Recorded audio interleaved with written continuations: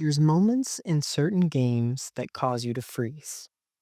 Not because you don't know what to do, but because you know what could happen. Or worse, what already did. Video games are just that, games. They're never meant to be taken seriously.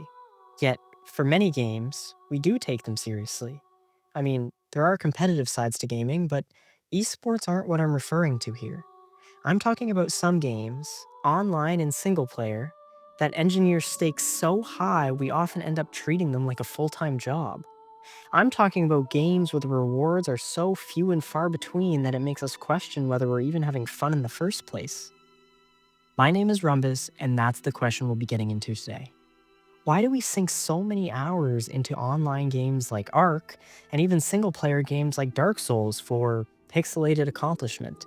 And ultimately, how do these games create artificial stakes that keep us coming back?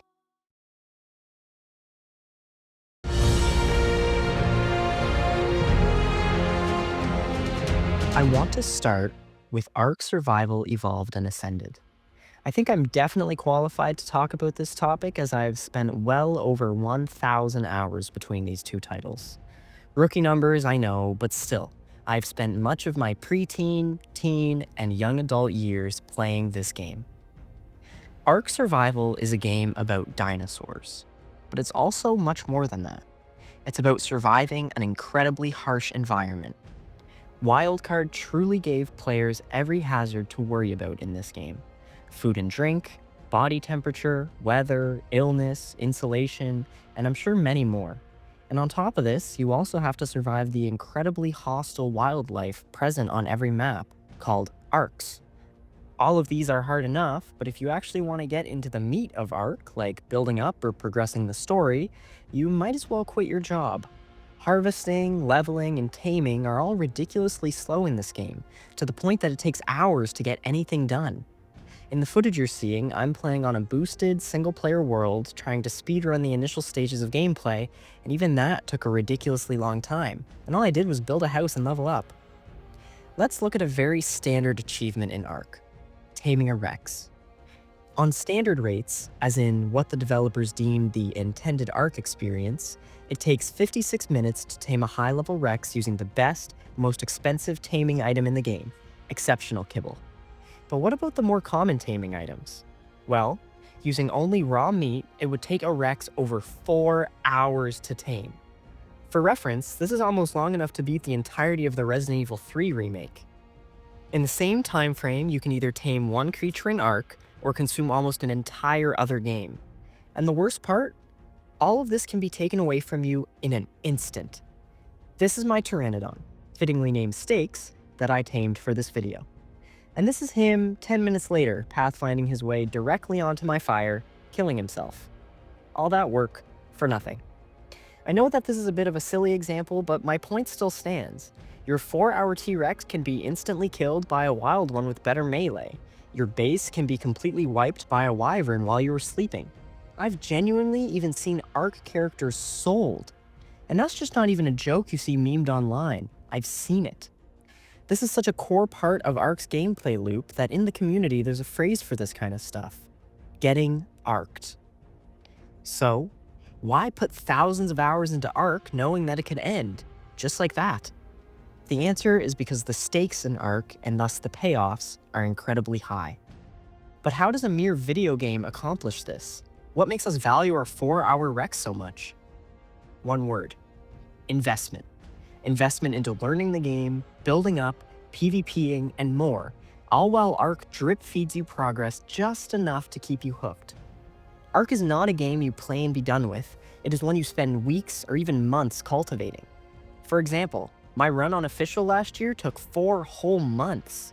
Now, I wasn't playing every day, but the gradual process of hunting, taming, and farming progressed exponentially over many months. It felt incredible, the highest of highs. And when I was finally rated, it felt like I lost my entire character, which, in a way, I did. This has been the pattern of my Ark experience since I first picked up the game in 2015 during early access. Yet I willingly do it over and over again.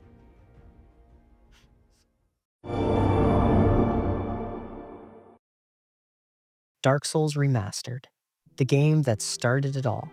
Well, kinda. I'm looking at you, Kingsfield.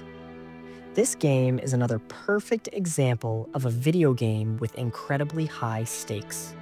You can do one quick YouTube search and find hours and hours of people raging at this game when they lose and jumping for joy when they win.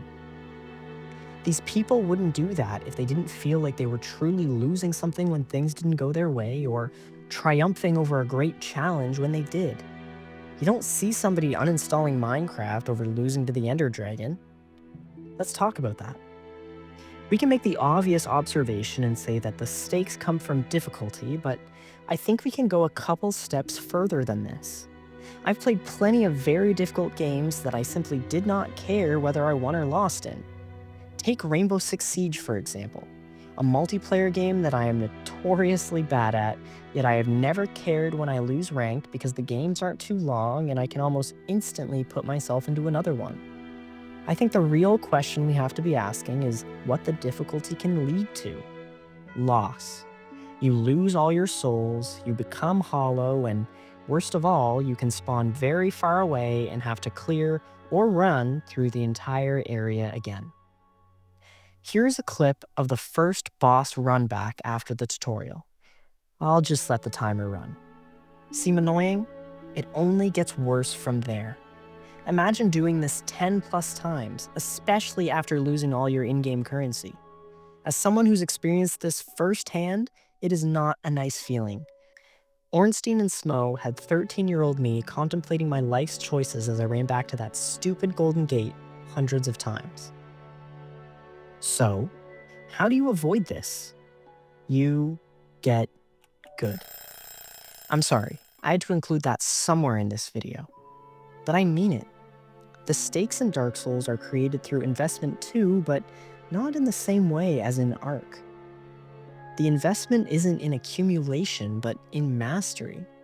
Every seemingly useless death causes you to invest just a little more practice and patience with every game over screen, bringing you one step closer to overcoming your challenge. And with more investment, we get more attachment.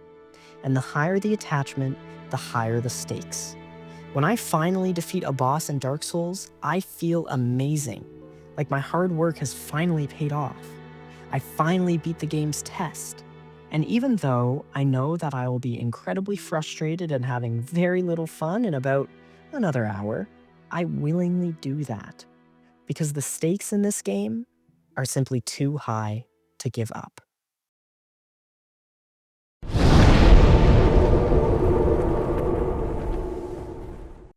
Both Ark and Dark Souls are some pretty popular examples of games with ridiculously high stakes, but for different reasons. However, I do think there is one universal aspect of creating high stakes in video games.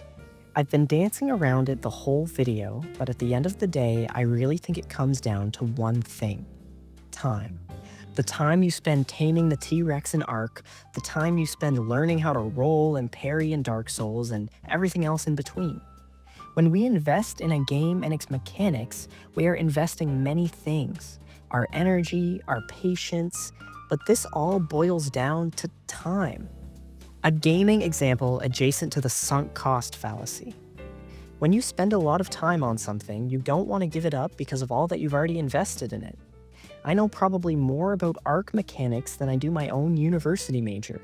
I don't want to throw all that away because it would be throwing the time I spent learning it away. And that is what keeps me coming back. Maybe it's intentional, maybe it's bad game design, maybe it isn't. I'll let you decide in the comments. And that, everyone, is how games create stakes. Thank you for watching. Please don't forget to like and subscribe.